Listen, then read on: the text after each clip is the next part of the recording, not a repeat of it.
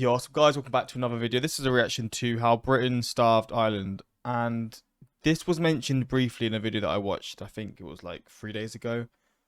But I think it's just the history of England, I'm pretty sure, and it was mentioned, and I saw it, and I know there's a lot of history behind the two countries, and obviously my country doing a lot of bad things. And I mentioned how I did want to sort of learn about it because I knew there's there's dark history and stuff, but I didn't know exactly what happened. And someone sent me a video, and it was called, I think, the potato famine or something like that.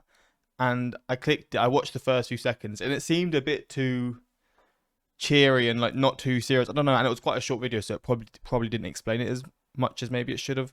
And so I searched for another one, and this is what popped up. It's a lot more recent. I know this was a long time ago. I don't know exactly when, but it was a long time ago. But yeah, we're going to get into this and learn about this history behind this.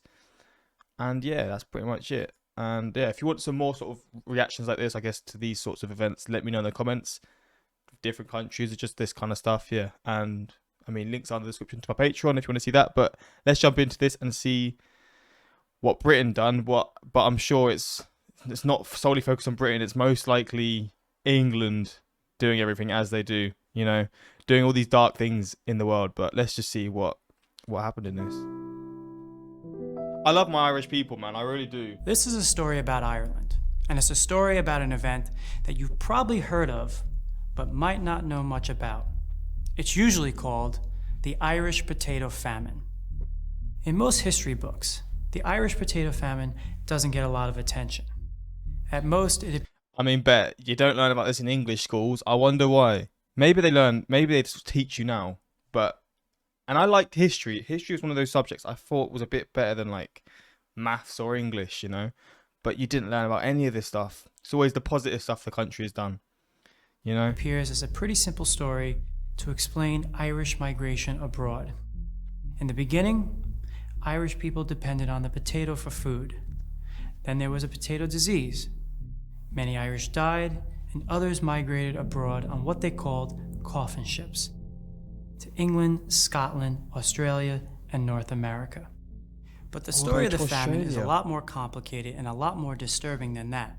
It was much less natural and much more artificial than you might think, and it all goes back to a man named Thomas Malthus. Malthus was a British economist, and in 1798, Malthus put forward an influential idea and a rather counterintuitive one. Malthus said that when food production increased, people were better off for a little. But that improvement led to an increase in population, which eventually caused societal problems. There were too many people and not enough food to go around. Poverty and famine were the natural results. Like animals, Malthus said, humans had a certain carrying capacity. When it exceeded that carrying capacity, enough people would die to return the population to a natural equilibrium. Oh my days. So in the 19th century, that so-called Malthusian model became the conventional wisdom in European intellectuals. It led them to focus on what they called overpopulation and made them think of famine as nature reducing population to... Fuck me, this is taking a turn for something that I was not expecting at all. I wouldn't have even thought there would be ways to do this back in this century. You can, like, I guess what they're going to happen is they poison certain foods or whatever. Like, that's crazy to me. What an evil fucking human, man. To a sustainable level. No serious economist today will tell you that having too many people is the reason people are poor or hungry. In 1981, the economist Amartya Sen explained the real cause of most historical famines. If you look at the historical record, Sen said, a collective lack of food is never the real problem. The cause of famines, while it often has something to do with a decline in agricultural production, is more related to the unequal distribution of food. There's enough food for everyone, but some people can't exchange what they have for that food. Sen found that famine is usually not the result of too little food, but of exploitation and unequal economic relations. Irish people were the other against whom the British could define themselves. They were viewed as lazy, barbaric, barely human. Ireland itself was run as a colony for the emerging class of British capitalists. While England was rapidly becoming the wealthiest country in the world, Ireland was kept incredibly poor. The population was almost entirely composed of peasants. The large majority of all houses were huts made of mud. And the land those peasants lived on was owned almost entirely by absentee English landlords who never visited Ireland and extracted exorbitant amounts in rent. Even the British government regarded these landlords with disdain, calling them, quote, the most oppressive species of tyrant that has ever lent assistance to the destruction of a country. So most Irish... Oh, mate, the history of Britain and England actually stinks, man. It actually stinks, bro. I mean, I've never liked people in control, but when you've got opinions like this, it is actually ridiculous, man. The fact that Ireland, like the Republic of Ireland, managed, or Ireland as a whole, managed to become the country it is now when it had all this stuff going on, is crazy to me, because I swear, like, in terms of the economy, it's better per capita than the UK now, or something like that. It's insane. Like, they managed to go from that, and they've just completely, like, just done bits, you know, as a country, and good on them, man. I love the Irish accent for starters. I love, like, Irish athletes. They're just everywhere, no matter what. The population's not as high as, like, these other countries, but they just manage to find their ways in everything in the world, you know, and it's just good to see them, good to see Irish people just do bits. But it's just crazy what, like, already we're 3 minutes in and I'm seeing all this stuff already, and some of the words and like how they describe them and look at them and stuff is just horrible, man. Irish people were on a treadmill of extreme poverty. They were the most destitute people in all of Europe. In many districts, one government report found, their only food is the potato, their only beverage, water, a bed or a blanket is a rare luxury. And that part about the potato is especially important. Ireland has a lot of fertile soil and a topography that is ideal for grazing cattle. But when the British came in and colonized Ireland, they systematically took that land and used it to produce beef for the domestic English market. So fucked. And so the Oh my economically days. poor Irish turned to the potato, a versatile crop that could be grown in large numbers on bad soil. And while the potato was adaptable, it was also really unreliable. There had been widespread potato failures pretty much every other year in the 19th century. And in the 1840s, a new potato disease, originally from North America, arrived in Europe. Huge potato crop failures sprung up in northern France, in Belgium, and in the Netherlands. But none of those places were as dependent on the potato as a source of food as was Ireland. So when the disease got to Ireland in the 1840s, the results were devastating. In 1845, about a third of the Irish crop was destroyed. What? By 1846, 75% of it was gone. Hunger spread rapidly with unprecedented severity. This period became known in Ireland as An Drachil, the bad life. But as Amartya Sen observed, this wasn't just about a pure lack of food. In fact, during the entire period of the famine, Ireland was continuing to export food out of the country. Enough cows, sheep, pigs, and grain were being shipped out of Ireland that could feed the Irish population twice over. But the British government refused to do anything about it. Soon, the Irish began begging their British overlords for relief. And early on, the Conservative Party government, then the representatives of the old British aristocracy, had a fairly sympathetic response. They bought food from America and brought it to Ireland, distributing it to the poor. But in 1846, a different party, the Whigs, came to power in Britain. And the Whigs did not have the sort of aristocratic paternalism that the Conservatives had. They were advocates of a philosophy called laissez-faire, the idea that the free market, left alone, would solve virtually any problem. So the person they put in charge of famine relief in Ireland was a man named Charles Trevelyan. Trevelyan had been a colonial administrator in India, and he was a big believer in those Malthusian ideas about population. He didn't really want to stop the starvation. He thought it was, well, necessary. Fuck off. The famine, Trevelyan said, was, quote, an effective mechanism for reducing surplus. Look at this little rat, mate. Oh, you are one sick individual. Rotting in hell, man. Like, how can you even have these thoughts in your head, man? It's ridiculous how someone will have these opinions. And he's probably got these opinions because the people weren't living in the UK. But at the end of the day, it's just land. Why would you care where anyone lives? Your opinions of any sort of person in this world should be the same. God damn, the world's changed so much, but this is just ridiculous, honestly. And this wasn't even that long ago. I was thinking this would be like hundreds and hundreds of years ago. This is what, 200, 150 years ago?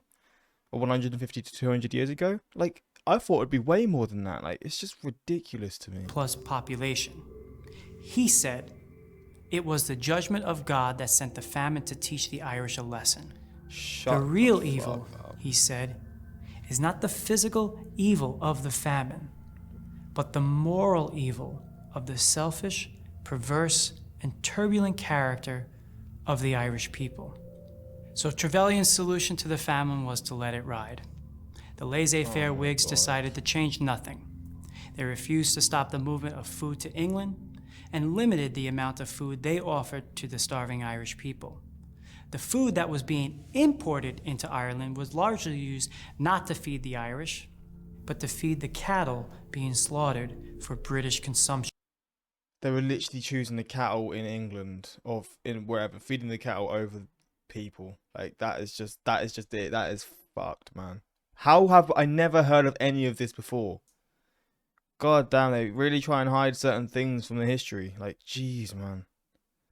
That is insane to me. Fucking hell. Even when they did offer some relief to the Irish peasants, they instituted moralistic tests, requiring that recipients live as indentured servants in a workhouse to improve their work ethic. The British even required that food only go to people who owned almost no land, forcing impoverished farmers to sell all the remaining land they had to their landlords, many of whom lived in Britain. And so, the famine only got worse. Diseases of hunger like typhus, dysentery, and cholera spread wildly, killing just as many people as the lack of food.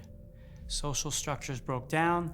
Ordinary people turned en masse to begging, crime, prostitution. In Western Ireland, some resorted to cannibalism. The British, fearing a rebellion, sent army troops instead of food.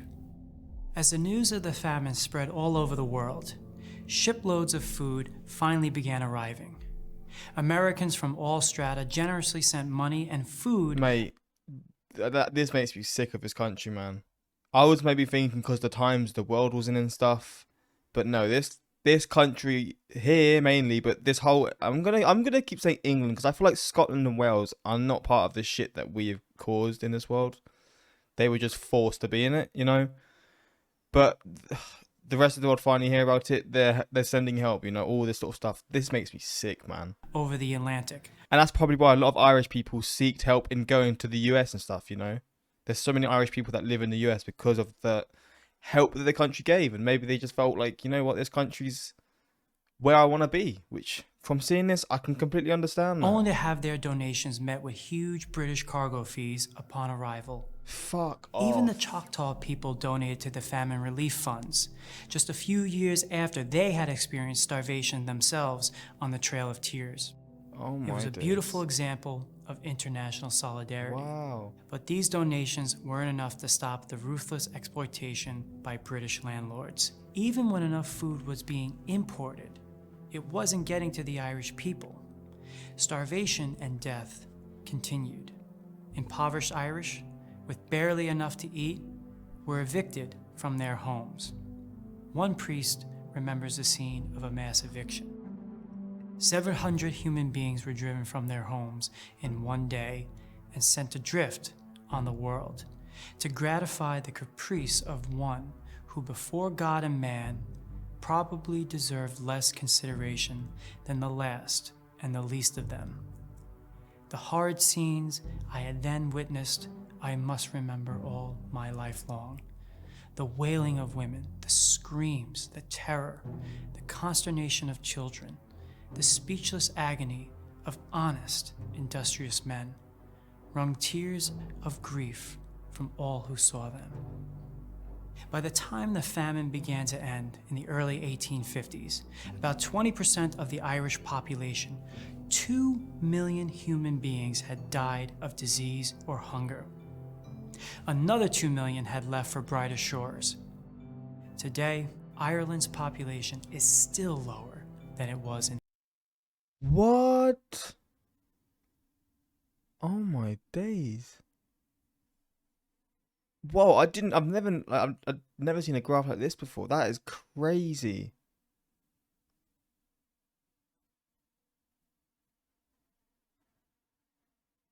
What the actual hell? You see how the population of the whole world has just boomed. Bro, this has blown my mind. In the 1840s. But Ireland has never forgotten the famine and the generosity that some showed to them. During COVID, when the people of the Navajo Nation were hit hard, Ireland repaid their kindness shown to them during the famine by raising $2 million. And Ireland has never forgotten those who did not help them, the British government, and all those who valued profits over humanity. As the British historian A.J.P. Taylor would later write, the English governing class had the blood of 2 million Irish people on their hands. All Ireland was a Belsen. I'm Rory Duffy. Bro, this was something, man. Flipping hell, this is absolutely like so much more than I even would have thought. I mean, we can all admit, fuck the English government, that's one thing, but the government back then, I mean, we think about our government now. Back then, I can't even imagine. Oh my days, man. As an actual Irish person, I would like to thank the Native Americans who gave what little they had to my people. Yeah, that's crazy. I was not expecting that little relationship to form from this whole topic. Like, that's wild to me. As an Irish person, it makes me quite happy that people are actually taking... I'm so stupid. Are actually talking about this outside of Ireland. As an Indian, I can relate so much with the Irish people. The Great Bengal famine was caused by Churchill. Actually, so this was a lot more recent as well. Actually killed more people than the Holocaust. As a person from West Bengal, the aftermath effect still lingers to this. Bro, my country stinks. My country stinks of shit. When it's illegal to dumpster dive, but stores throw out perfectly good food, you know there's a problem. Oh god, there's more. The Ottoman Sultan tried to donate money to the famine relief, but his donation was denied by the British because it was much more than what Queen Victoria had given. They didn't want to embarrass her. Pure evil. Fuck me. Oh man, I could do a video for this type of stuff for every country that Britain has been involved in, honestly. But yeah, this is something to learn. And like I said, if there's more stuff like this on YouTube that I could learn about, let me know in the comments. And yeah, this was very messed up. But yeah, until next time. Peace.